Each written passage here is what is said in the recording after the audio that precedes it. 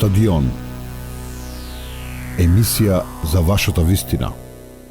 Никој не е против во Македонија да има попис. Напротив, жалам што 20 години не сме смогнале сили да спроведеме на ваква операција.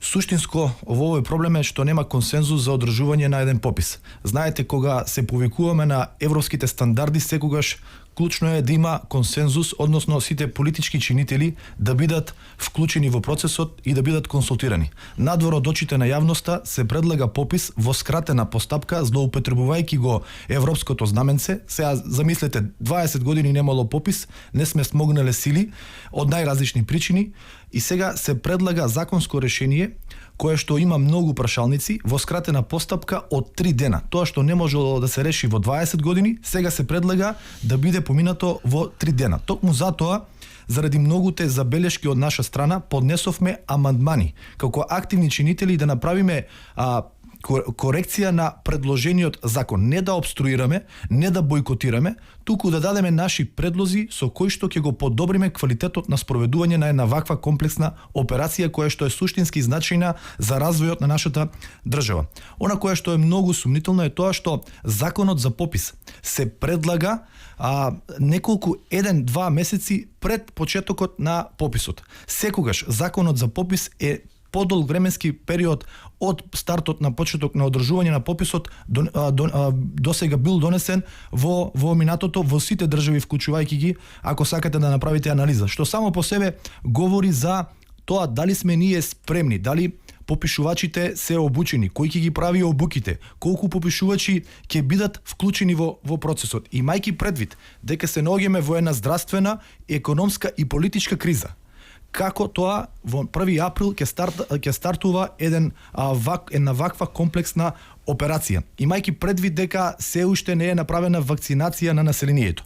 Сето ова имајќи го во предвид, ние велиме: консултирајте ги ја експертската јавност, консултирајте ја опозицијата, консултирајте ги сите активни чинители за да најдеме НЗС, да најдеме заедничко решение со кое што и граѓаните и ние ќе бидеме задоволни. Да не се поставуваат прашања зошто на овој начин се брза со спроведување на една ваква операција. Ги слушавме одговорите на директорот дека заради локалните избори кои што ќе се одржат во октомври, кои што според закон не можат да бидат поместени, треба сега да се одржи попис. Сега ние вака велиме: според стандардите и препораките на Обединетите нации, не велиме ние дека треба да се одложи процесот, туку Обединетите нации препорачуваат заради пандемијата да се одложи до година 2022 година одржувањето на пописот. И многу поразвиени држави од нас, како Америка, Канада, го одложија овој процес, исто така напоменавте и земјите од соседството Србија, Хрватска, Бугарија исто така да дадеме еден пример, го одложија спроведувањето на пописот не затоа што немаат капацитет за справување со пандемијата. Многу подобро се справуваат со нас, туку оцениле дека пандемијата е една од причините за одложување на процесот. Напомена директорот дека Бугарија електронски ќе го спроведе пописот, па тие стравуваат дека пандемијата е причина заради која што треба да биде одложена. Замислете, Македонија теренски ќе го спроведува пописот и според сите околности не стравува дека пандемијата е причина за одложување. Гледате дека не само што вакцини, нема фриждери, нема за чување на тие вакцини и немаме капацитет за справување со оваа пандемија. Напоменав дека опозицијата сакаше активно да се вклучи во спроведувањето на оваа операција и токму затоа поднесовме амандмани со кои што на нашите забелешки понудивме решение. Не нудиме само критика, туку нудиме решение како треба да биде спроведен овој процес. И што е клучно? Забелешките се зошто на претениците не им во законското решение, како до сите досегашни процеси на спроведување на попис, не е понудено методологијата на спроведување на попис. Одговорот од страна на директорот е дека методологијата дополнително ќе биде приложена во службен весник. Од каде ние да знаеме однапред дека треба да донесиме да изгласаме законско решение за кое што немаме детални податоци на кој начин ќе се спроведува пописот, кои ќе бидат прашањата во апликацијата со која што ќе се попишуваат граѓаните. И сега треба да веруваме на добрите зборови на директорот на Заводот за статистика дека методологијата ќе биде според стандардите на Евростат, според стандардите на Обединетите нации, која што ќе биде дополнително креирана и објавена во службен весник. Затоа има сомнеш не само од наша страна, туку и од страна на граѓаните. Дополнително, ако знаеме дека 20 години не сме смогнале сили затоа што ги знаеме односите политички, етнички во Република Македонија. Знаеме колку комплексно и колку чувствително прашање е ова и затоа бараме времено да бидеме информирани за сите прашања, а во конкретниот случај суштински битно е методологијата да биде предложена пред пратениците. Втора забелешка која што ја кажувам и која што ја сакаме да ја коригираме преку нашите амандмани, а беа одбиени, е зошто на овој попис надвор од препораките на Евростат ќе се попишуваат државјани, а не резидентно население. Одговорот од страна на директорот е дека ќе се попишуваат и резидентното население и државјаните. Зошто? Каде, во која европска држава, во која светска држава се попишуваат државјаните? Па вие тој податок го имате со еден клик во Министерството за внатрешни работи, можете да проверите колку државјани има Република Македонија. Тој податок го имате и во избирачкиот список. Суштината на спроведување на процесот е колку население живее во Република Македонија во овој момент кога се одржува пописот, за да можеме да го планираме развојот на Република Македонија од најразличен аспект, економски, социјален, образовен и така натаму. Значи, не држи тезата дека вие ќе барате податок за колку луѓе се државјани и колку луѓе живеат во Република Македонија. И еве да прифатам дека тоа така. Начинот на кој што вие предвидувате да го попишувате населението, вели во членот 8 од предложениот закон дека за лица државјани на Република Македонија кои се на привремена работа или престој во странство, податоците од членот 10 од овој закон ги дава полнолетно лице на кого најмногу му се познати при што го дава секој својот матичен број и матичниот број на лицето за кој што се однесуваат податоците. Тоа значи дека вие ги давате, ги прибирате податоците од лица кои што не се во сродство, односно не се во роднинска врска од прво колено, родител, брат, мајка на лицето на кое што се попишува, туку податоците ги прибирате од лице кое што вие утврдувате дека е најмногу блиско со лицето за кое што се попишува. Тоа значи дека тука има исто така сомнеш кој што едноставно не ни дава за право да веруваме дека ќе бидат податоците релевантни. Ќе дадаме еден класичен пример што ќе се случи ако еве јас имам мои познаници во кои што се со работа во странство, ќе дојдат кај нив за да ги попишуваат, јас ќе ги дадам податоците за нив со само приложување на нивниот матичен број и јас ќе потврдам за веродостојноста на податоците. Значи, сето ова го ние кажавме како забелешка, го предложивме во амандман за да може да се коригира, за да точно се прецизира кои лица ги даваат податоците. Исто така, кога велите дека ќе го спроведувате процесот за поточна веродостојност, односно за релевантност на добиените податоци.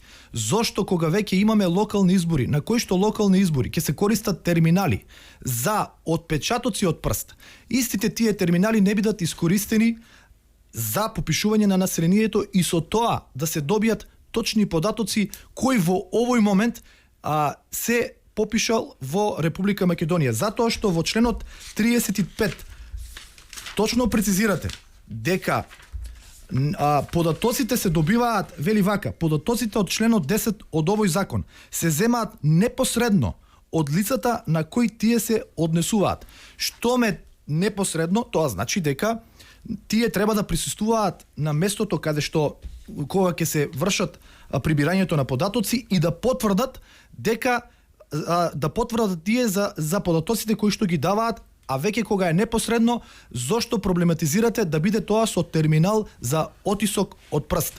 Вие користите лаптопи, користите компјутери. Наместо средствата кои што ги потрошивте за тие компјутери, да ги заштедевте затоа што веќе секако е планирано да се набават терминали за отпечатоци од прст, да ги користите овие терминали.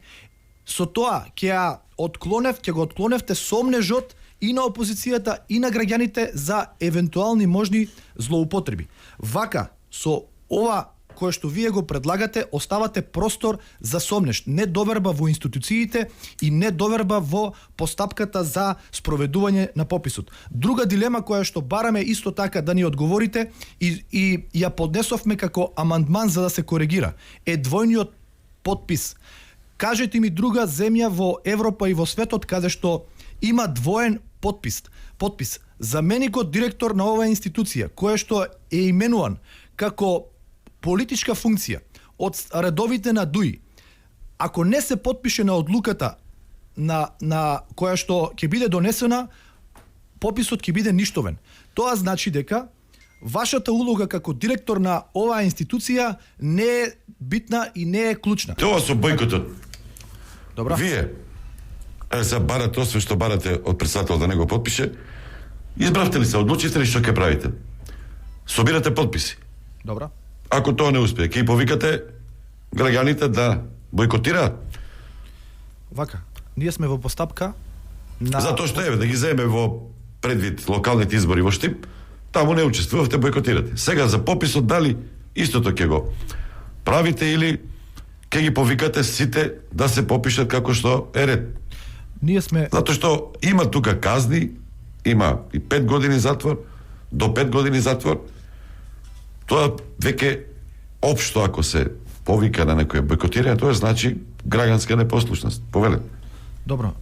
Како што е веќе познато на јавноста, ние сме во постапка за поднесување на иницијатива за собирање на потписи, а веќе има и онлайн петиција која што е во насока на собирање на потписи за поништување на веќе донесениот насилен закон за спроведување на попис на население и домаќинства. Тоа значи дека се уште не сме завршиле со оваа постапка.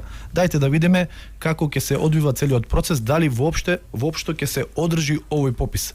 Можеби во собрание нема да се односно ќе се донесе поништување на веќе предложениот попис и со тоа нема да се доведеме во ситуација да носиме одлука дали ќе се попишуваме или нема да се попишуваме. Значи да ги проследиме работиве чекор по чекор. Значи вие сега не може да одговорите дали ќе ги примите попишувачите како пратени како граѓани. Токму така. Најпрво да погледнеме што ќе се случува во следниот период. Тоа што го искоментира директорот апсолутно е доста вака несвојствено, несватливо, затоа што вели досега методологијата никогаш не била гласана, но секогаш е била позната пред носење на законот. Дали во самиот закон? Не е точно. Апсолутно е била позната. Па како ние ќе спроведуваме попис кога не ја знаеме методологијата, кои прашања ќе бидат поставувани на луѓето кои што ќе бидат попишувани. Второ, зборувате за луѓето кои што ќе ги дават податоците, дека од каде ќе знаеме дека тие се во крвно сродство. И под каде ќе знаете дека луѓето кои што ќе ги дават податоците најмногу ги знаат податоците за луѓето за кои што треба да се попишат. Значи, ако не можете да утврдите кои луѓе се во крвно сродство со тие кои што ги попишувате, тогаш како ќе утврдите и како ќе процените дека тоа лице кое што ги дава податоците најдобро ги знае податоците за лицето. Значи, небулозно. Значи е вака ајде да одиме дел по дел. Токму така, само да се довршам. Велите Евростат препорачува 2021. Па зошто овие поразвиени држави, зарем тие не се придржуваат на препораките на Евростат, па го пролонгирале, го одложиле пописот за 2021? Кои се тие од членките на земјите на Европската унија? И па еве Хрватска пример. А Хрватска не е точно дека не одложи попис за 2022.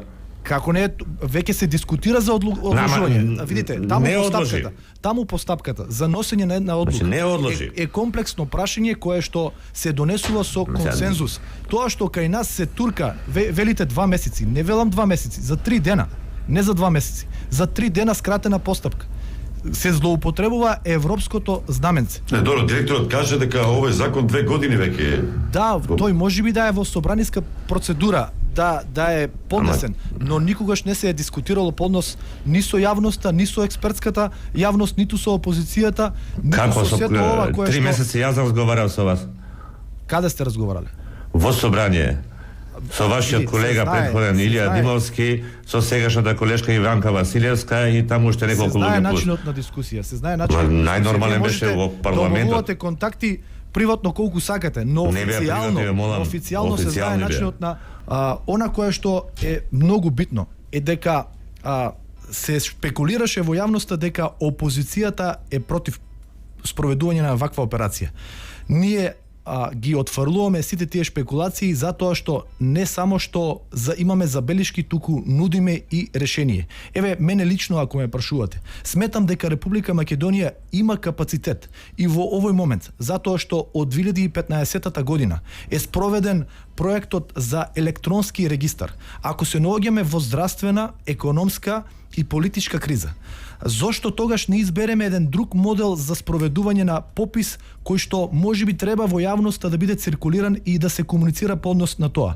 Зошто наместо теренски активности за попишување на населението во една здравствена криза, во една пандемија, не го изберете моделот на вкрстување на дата база на податоци со кои што точно ќе знаете колково е населението во овој момент во Република Македонија благодарение на тој електронски регистар и на тие бази на податоци кои што ги имаме благодарение на проектот кој што се спроведуваше во Министерството за информатичко општество, па дополнително со дополнителни теренски проверки да го утврдите точниот број на луѓе кои што живеат во Република Македонија и врз база на тие податоци. И врз база на тие податоци да креирате развој. Апсолутно не сум контрадикторен затоа што одговорно тврдам. Од дополнителни теренски проверки. По завршување на таа проверка на таа електронска евиденција, на вкрстувањето на податоците од електронските бази на податоци кои што ги имаме во Република Македонија. Добро, завршете Јорданов за да може да заврши и Еве да завршам. Зошто е битно податоците од пописот да бидат релевантни? Затоа што врз база на ова ние го креираме развојот на Република Македонија, како што напоменав пред малку, од различни аспекти. Еве од економски аспект. Ако имаме ние GDP од 11 милиарди евра, распределбата, ако ја планирате на 2 милиона и 500 илјади жители, не е иста ако вие ја планирате на толкав број, а во Република Македонија во овој момент имаме хипотетички да претпоставиме 1,5 милион жители. Распределбата и регионалниот развој на регионите во Република Македонија исто така зависи од точноста на податоците кои што ќе излезат од овој подпис.